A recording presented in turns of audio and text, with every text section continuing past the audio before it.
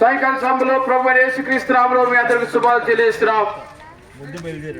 ఒకరికి కలిమి విస్తరించుట వాని జీవమునకు మూలము కాదని దేవుని దీవి గ్రంథం చదివిస్తుంది. ఈనాడు లోకములో చాలా మంది ఎంతో చక్కటి సదుపాయాలు ఎంతో ప్రయాసపడి మరెన్నో కలిగి ఉంటున్నారు, మంచిది.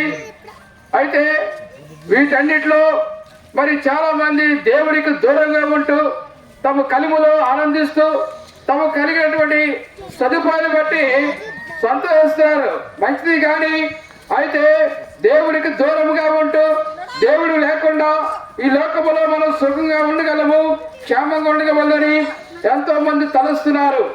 అయితే దేవుడి వాక్యం తెలుస్తుందంటే దేవుడు దయ లేకుండా, దేవుడి కనికరం లేకుండా ఈనాడు మానవుడు ఏమాత్రం సంతోషంగా జీవించలేడు. మరి ఒక వ్యక్తి ఉన్నాడు, మరి ఒక ధనవంతుడు ఉన్నాడు, జక్కయ్య.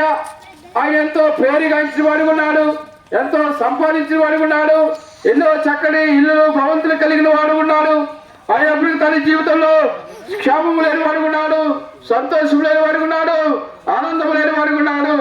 ఎందుకంటే అందరూ అంటున్నారు వీడు పాపాత్ముడు, అతని పేరే పాపి అని పరిశుద్ధ గ్రంథంలో రాయబడింది. ఎందుకంటే ఆ వ్యక్తి గురించి అందరికీ తెలుసు.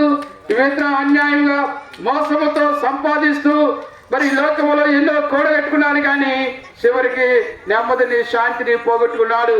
నాడు మనుషులందరూ మరి లోకములో ఏదో ఒక ప్రయత్నంతో ఎంతో చక్కటి సదుపాయాలు కలిగి ఉంటున్నారు, కానీ అదే చాలు, అదే జీవితం అనుకుంటున్నాడు. మరి పరిశుద్ధ గ్రంథంలో ఒక ధనవంతుడు మనం చూస్తున్నాం. మరి చాలా పంటలు బాగా పండినాయి, ఎంతో చక్కగా సమృద్ధి ఉందిలా కలుసుకుంటూ పాత కొట్లు ఇప్పి కొత్త కొట్లు కట్టుకుని నేనెంతో ఆనందంగా సరిగ్గా జీవించగలని చెప్పుకుంటూ తన ప్రాణముతో తినుము త్రాగము సంతోషించమని ఎంతో ఆనందంగా చెప్పుకుంటున్నాడు పీడ. అయితే పైన దేవుడు ఆయన మాట్లాడుతున్నాడు, ఓ వెర్రివాడా, ఈ రాత్రి నీ ప్రాణం అడుగుతున్నాడని చెప్తున్నాడు దేవుడు. కాబట్టి లోకంలో చాలా మంది మరి ఎవరికున్న సదుపాయాలు బట్టి దేవుడిని దూరంగా ఉంటున్నారు, దేవుడి సన్నిధి దూరంగా ఉన్నారు, దేవుడి సన్నిధికి రావట్లో నిర్లక్ష్యం చేస్తున్నారు. ఎందుకంటే మరి చాలా మంది మరి అనేకమైన నాకేం పర్లేదు అన్నట్టుకుంటున్నారు. మరి దేవుడు వాక్యం చదివిస్తుంది. మరి ఆ దినము ఏ విధంగా ఏం సంభవిస్తుందో అని వాక్యం చదివిస్తుంది.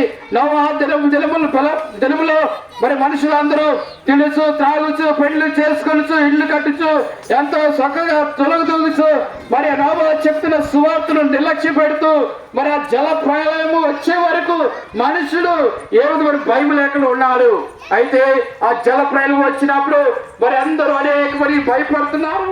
ఈనాడు ప్రియమైన సమయం వచ్చినప్పుడు కాదు, నీ జీవితంలో మరి నీ సమయం ఉండగానే, నీ జీవితంలో మరి ఆయన సమీపంలో ఉండగానే వేడుకోవాలి. ఆయన నీకు మరి సమీపం ఉన్నప్పుడు దొరికే సమయంలో ఆయన వెతకాలి.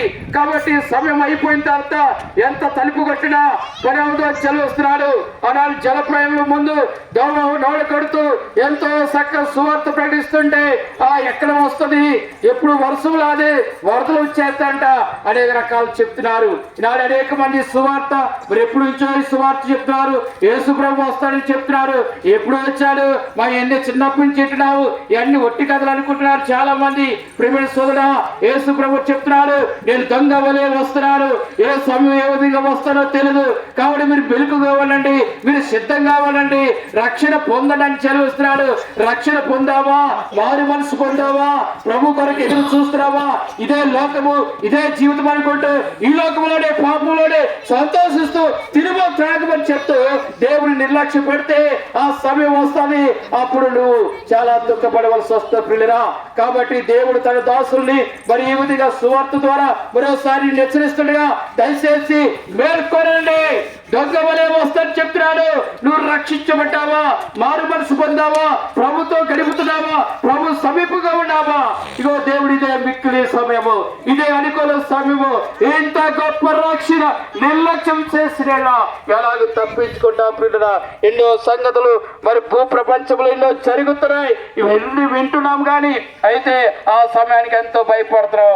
మరలా యథాపరంగా జీవిస్తే ప్రియమైన సోదరుడా, ఏ సమయం మన వయసు, మన ప్రాణము, మన జీవము మన చేతిలో లేదు. మరి మన ప్రభు మనం పిలుస్తున్నాడు, ప్రయాసపడి భారము సమస్తల నేతకు రండి, మీకు విశ్రాంతి నెమ్మదినిస్తాను, సంతోషమిస్తాను చెప్తున్నాడు. ఆయన మన కొరకు రక్తం కార్చినాడు, ప్రాణం పెట్టినాడు. కాబట్టి ఎంతో గొప్ప రక్షణ నిర్లక్ష్యం చేయవద్దు.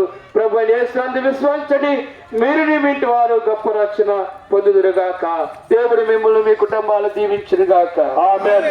ప్రభునందు ప్రియమైనటువంటి ఆ దేశీయులారా,